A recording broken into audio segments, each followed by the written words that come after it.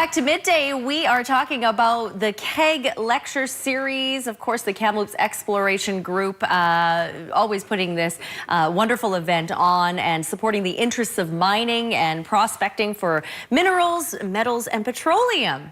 I sound like I'm an expert, I think.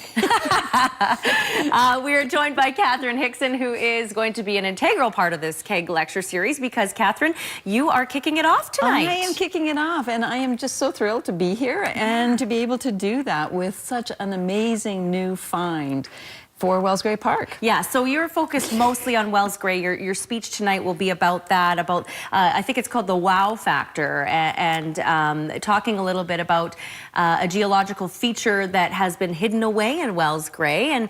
And what is that feature? I mean, what is that gem that you have found? Well, I didn't find it, so let's be clear on that. You helped. Let's just take well, I guess what my role was to really appreciate that this was significant. Right. So I was sent pictures. So this was back actually the 2nd of May. Mm-hmm. There had been a mountain caribou census that was done on April 22nd. They saw this large hole. Didn't know what it was, whether it was significant. I got sent the pictures, and I'm the one that went like, oh, wow. You knew right away it was something special. That it was something very special.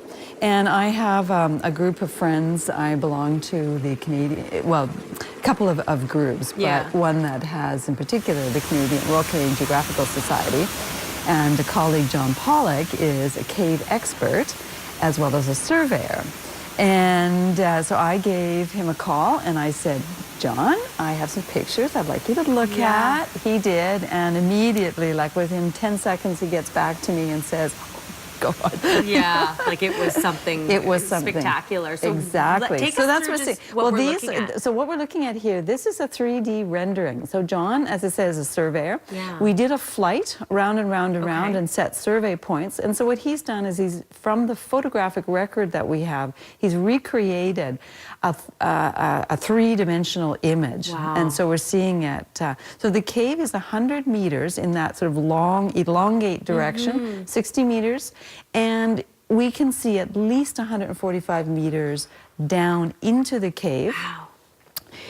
So how big is that? Well, those of you who know Wells Gray, Helmcken Falls is 141 meters. And so it's about the same drop from the top down to the bottom, but we know it goes much, much, much deeper than that. So you've studied Wells Gray for a long time, right? Yes. How long did it take to actually get to this conclusion, that this was, you know, you got those pictures, you knew this was something special? I mean, sort of what was the time frame there? Well, as I said, so I was sent the pictures May 2nd, and I immediately forwarded them to John. And as soon as we recognized that this was an amazing feature, it needed more investigation, because what we didn't know was it in fact really a cave. So what we started doing is looking for satellite imagery, other air photographs and whatnot to see what we could see from the surface. Quickly realized that you needed to actually go in on the ground to check it out. Right, which I think we have some photos. That we can throw them up here because we see... yes, well this is... Yeah, there it is. So this is actually inside the cave, and that lumpy thing that you're looking at is actually a snow, basically a big bunch of snow that's in the cave. Really? Yeah, and so Lee Hollis, who is the caver who went into the cave, so he's down, that's a stream going beside it, and he's looking back up.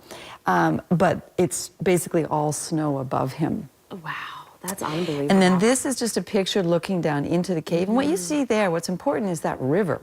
And it really is. It's a small river. And that certainly has contributed to the formation of the cave. Wow. But But it's also why we didn't go in there in May, because obviously snow, a huge amount of water. We chose September. Okay. So in June, we chose September as the best possibility to get in there with the lowest water and the least amount of snow. Here's some of the team here. Yes, that's right. And this is actually, so my specialty is actually volcanoes. Oh, okay. And this is a dike, which is right along the road as you enter into the park. And yes, that's John and Lee and Vladimir Gat, and she's with BC Parks and helped us get the permits and get organized to get in there. Wow, that's remarkable. I have to ask you just quickly, Catherine, how did you choose this profession? It just seems so extravagant. It's amazing, really, but, you know. And I'm the midget in the middle. Oh, You look great.